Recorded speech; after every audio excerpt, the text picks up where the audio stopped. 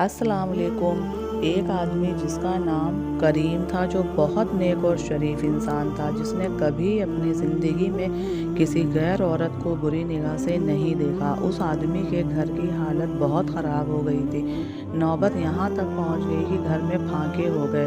उस आदमी की एक जवान बेटी थी। जब फाके हद से बढ़ गए तो वो लड़की अपने छोटे बहन भाई की हालत देखकर बहुत परेशान होने लगी। उसके दिमाग में तरह तरह के सवाल उठने लगे। उसने सोचा, क्यों ना मैं घर से निकलकर किसी काम की तलाश करूं, जिससे मैं अपने घर वालों का पेट भर सकूं। उस लड़की ने ये सोचकर घर से बाहर अपने कदम निकाल लिए और काम की तलाश में बाजार में निकल पड़ी। कभी किसी के घर में काम मांगने गई तो कभी किसी की दुकान में, मगर किसी ने उसे काम नहीं दिया। वो थक हार कर अपने घर वापस लौट आई।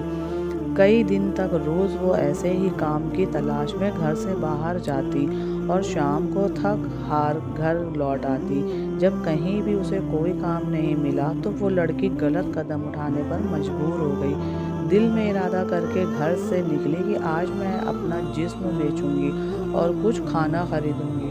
वो लड़की घर से बाहर जा पहुंची जिस्म बेचने। लड़की वहां गई और लोगों को अपनी तरफ आकर्षित करना शुरू कर दिया। वो लोगों को अपनी तरफ आकर्षित करने की कोशिश करती रही, लेकिन किसी ने भी उस पर ध्यान नहीं दिया।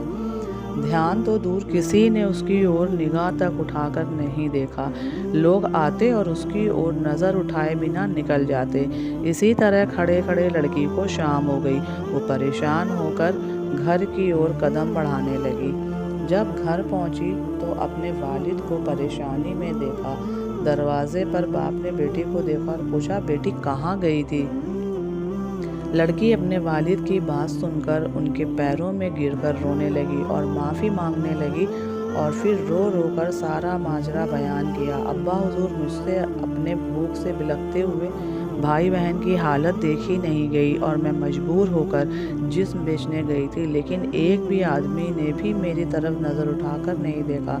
पूरी बात सुनने के बाद बाप ने अपनी बेटी से कहा कि बेटा, तुम्हारे बाबा ने आज तक कभी किसी गैर औरत को आंख उठाकर नहीं देखा, तो ये कैसे हो सकता था कि कोई तुम्हें नज़र उठाकर देखता।